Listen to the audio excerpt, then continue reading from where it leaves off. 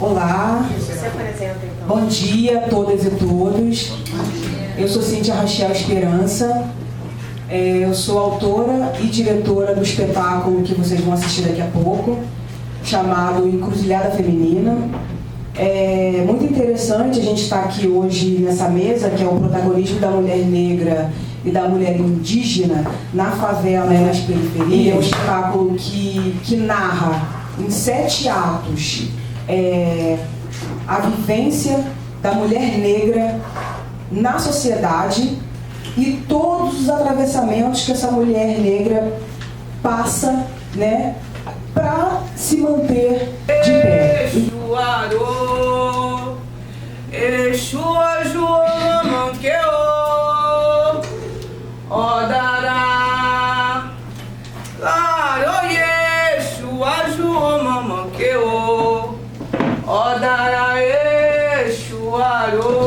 Militante pela excepcional performance nesse fragmento da peça Encruzilhada Feminina, que preparou tão bem esse nosso momento. E aí, falando enquanto mulher negra, de origem popular, periférica, favelada, que vai se construindo e construindo a identidade a partir da luta, que não é uma luta elaborada, é uma luta da necessidade, que nasce de uma necessidade essencial de moradia, de existência, de subsistência, e que chega nesse lugar que eu entendo ser um lugar do poder, mas que eu prefiro usar o termo decisório, né? E o quanto é importante hoje, para além das trajetórias, de ter sido alguém que nasce na precariedade, que se estabelece a partir de um trabalho precário, de uma vida precarizada,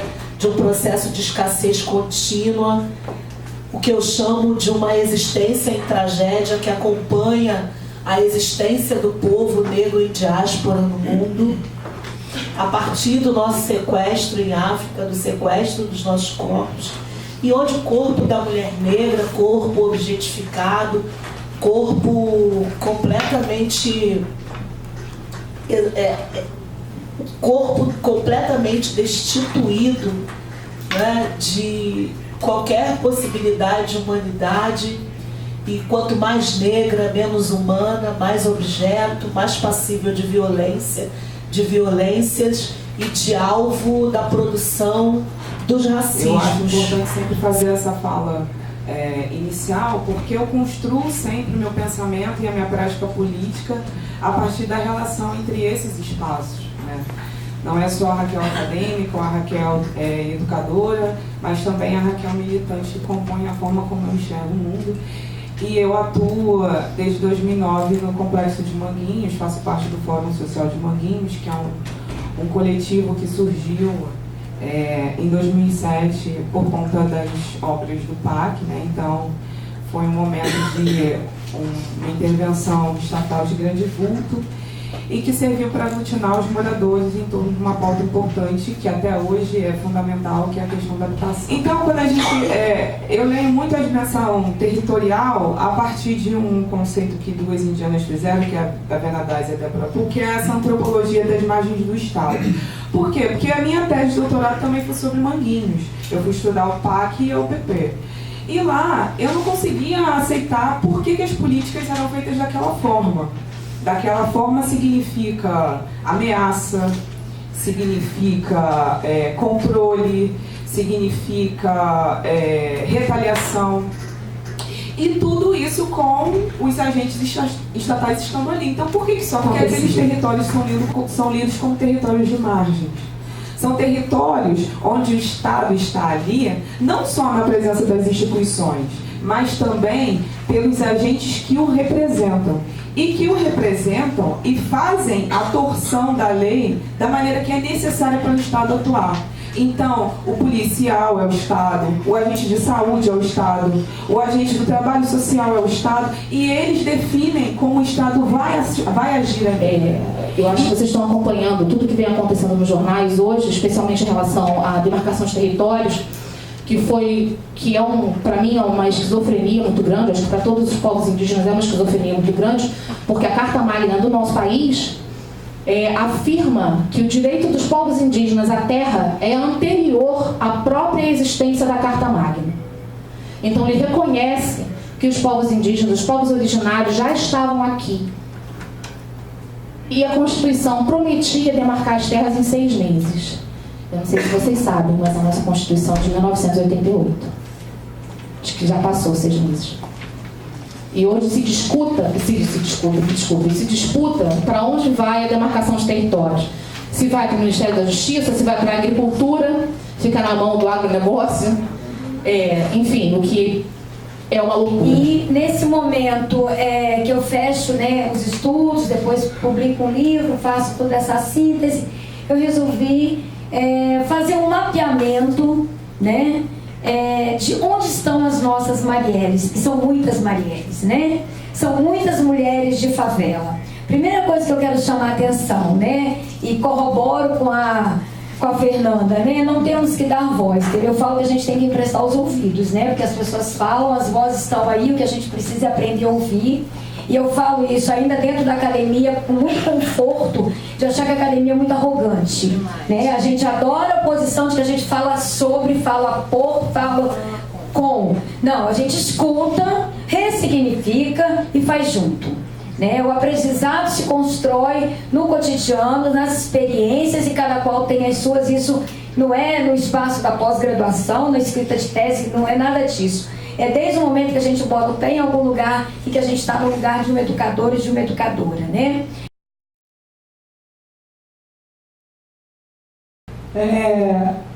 Todo esse cenário, né, de violência por parte do Estado, né, de como o Estado trata suas favelas, isso influencia diretamente no nosso movimento, na medida em que a gente tem mais dificuldades para realizar nossos eventos, né, no sentido de, bom, como é que a gente vai produzir, vai passar um período de produção do evento, preparar o evento, e de repente no dia do evento pode ser que ele não aconteça, porque vai ter uma operação policial e que o público, que morador da favela ou de fora da favela vai ter medo de ir na favela. O amor é um sentimento extremo, é um troço por dentro, é uma guerra pela qual se briga.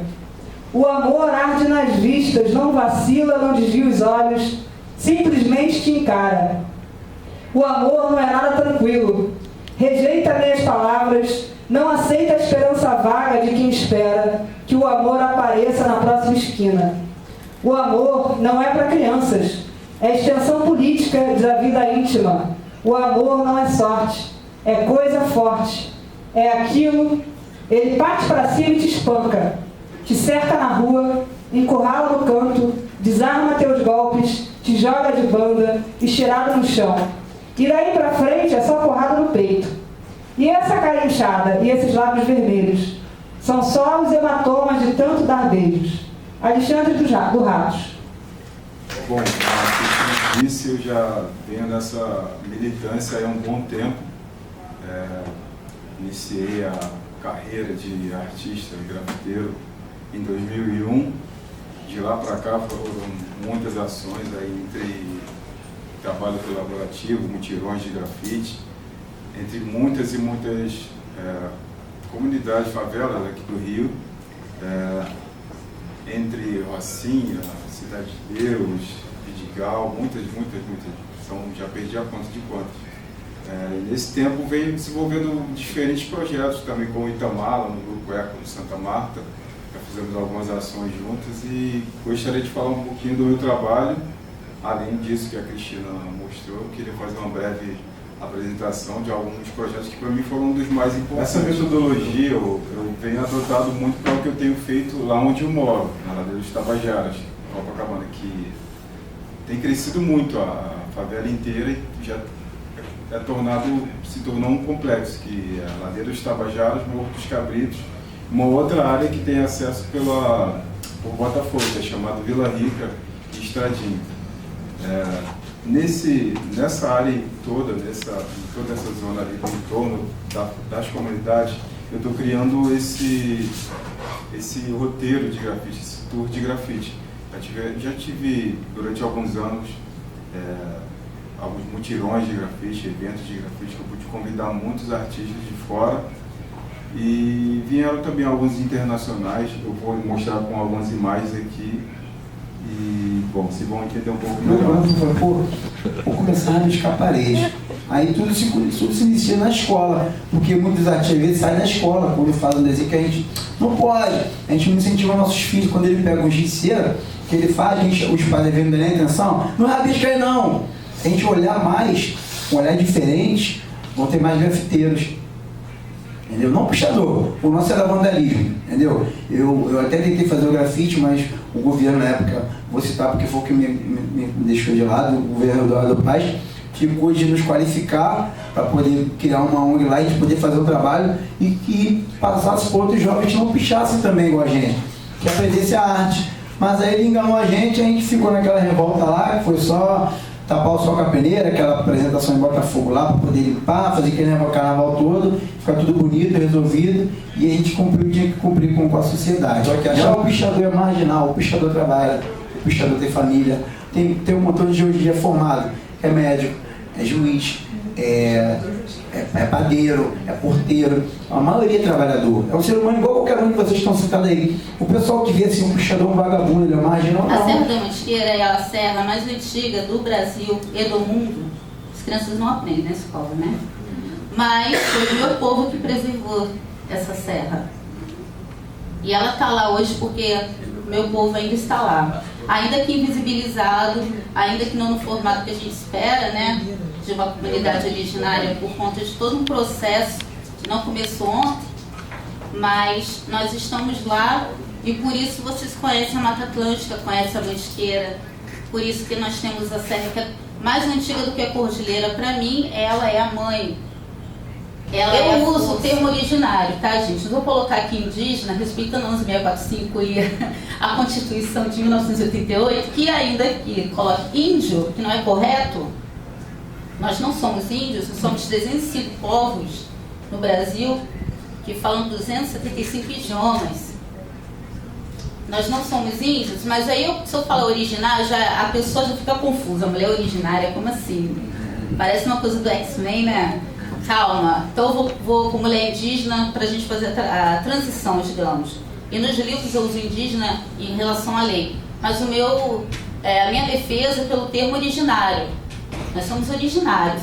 Quando o país assume isso, a diferença é gritante dentro da sua perspectiva histórica, social e política. Tem uma discussão onde o tema que vocês puxaram, né? A questão da desigualdade. E que forma a cultura e a arte, né? Que papel tem aí, né? Ela é o ponto de partida, o que já veio desde ontem sendo dito aqui, que certamente tem um lado que é o lado da centralidade de um poder econômico absolutamente acumulador, né? E para ser absolutamente acumulador, ele necessariamente tem que gerar a escassez. E a escassez se transforma em projeto. Então não dá para, de jeito nenhum, a gente ficar pensando que a favela a insistência, um acaso, não estava no projeto e tal. Esse é um projeto urbano. Seja no cinema, ou seja na literatura, enfim, onde for, a gente está sempre imprimindo um tempo, né? E a comunicação é um pouco desse arco aí que mistura isso tudo. Então o Cabela foi feito num contexto, são dois filmes que colocam, né, uma noção de comunidade muito forte, o primeiro com uma comunidade muito específica de mulheres negras. Então a ideia era trazer esse tema, que é a questão do cabelo, do corpo, de se discutir negritude no Brasil, né? Eu acho que a gente ainda está sendo muito educado, né, sobre o que é ser negro no Brasil. As pessoas olham para mim e falam, não, você não é negra. Ou, enfim, podem olhar sempre o negro como um lugar, né? Então, mais escuro e, enfim, dentro de marcações muito diretas, né? Mas dentro de um 54, enfim, nunca sei o número exato, mas dentro do mais de 50, a gente tem que considerar que dentro desse mais de 50 a gente tem uma diversidade de negritude muito grande, inclusive indígena, né? Afro-indígena. Então acho que esse filme veio um pouco de um grupo de mulheres que se reuniu para pensar essa negritude, esse lugar da mulher, que no filme não tem só mulheres cis, tem mulheres trans também, então para pensar esses nossos lugares e essas nossas negritudes naquele tempo. Isso foi em 2015.